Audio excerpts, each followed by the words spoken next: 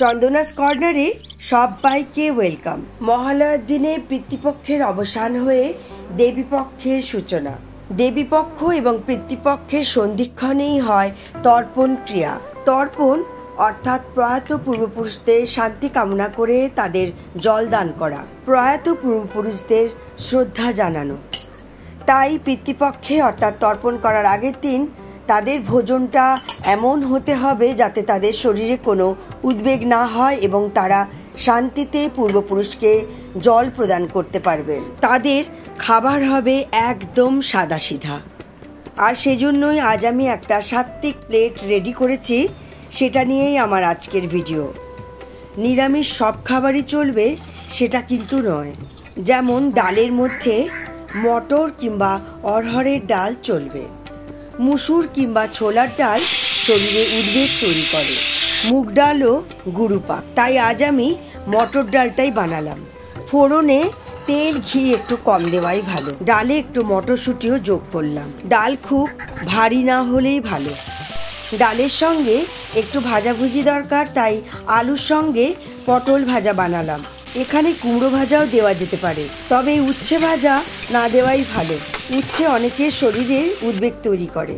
প্লেটটাকে মুখরোচক করার জন্য টমেটোর চাটনি বসালাম। চাটনির মধ্যে তেঁতুল, চালতা ইত্যাদি চাটনি না করাই ভালো, কারণ প্রচণ্ড টক হওয়ার জন্য এগুলো শরীরে বিকার তৈরি করতে পারে।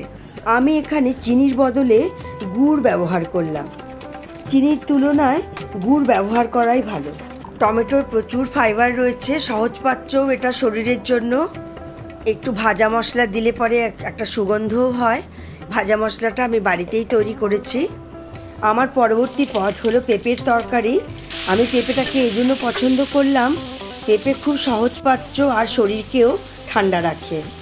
খুব সিম্পলভাবেই আমি এটা রান্না করছি, তেমন কোনো মশলার ব্যবহার আমি এতে করছি না। শুধু কাঁচা লঙ্কা, হলুদ আর নুন দিয়েই করছি। পেঁপেটাকে একটুখানি প্রেশার কুকারে সিটি দিয়ে নিয়েছিলাম, আর সেই জলটাই ব্যবহার করলাম এর ঝোলে। এরই মাঝে দর্শক বন্ধুদের একটা কথা জানিয়ে রাখি, মাটির নিচের কোনো জিনিস না খাওয়াই এই সময় ভালো, যেমন কচু, ওল ইত্যাদি। আলুও মাটির নিচেরই জিনিস, কিন্তু শরীরে ততটাও বিকার তৈরি করে আর খাবারকেও সুস্বাদু বানাতে সাহায্য করে।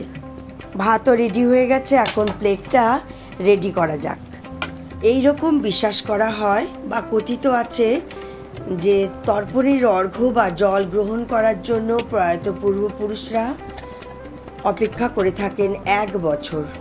তাই যারা অর্ঘ্যদান করবেন বা জল দান করবেন তাদের শরীর মন যেন একদম ঠান্ডা থাকে, আর ঠান্ডা মাথায় যেন এই কাজটা সম্পন্ন হয়। তাই তর্পণের আগের দিনের খাওয়া দাওয়াটার উপর বিশেষ জোর দেওয়া হয়। দুপুরের খাবারের শেষে আমি দিয়েছিলাম বাড়িতে পাতা মিষ্টি দই। শরীরকে ঠান্ডা রাখতে দইয়েরও বিশেষ ভূমিকা আছে, আর বাড়িতে পাতার দইয়ের তো কোনো তুলনাই নেই। রাত্রিরের ভোজনে আমি কি রাখলাম সেই ভিডিও নিয়ে খুব শিগগিরই ফিরে আসব। আমার ভিডিওটি কেমন লাগলো অতি অবশ্যই কমেন্ট বক্সে জানাবেন। ভালো থাকুন, সুস্থ থাকুন আর সঙ্গে থাকুন। দেখতে থাকুন চন্দনাস কর্নার। Thank you.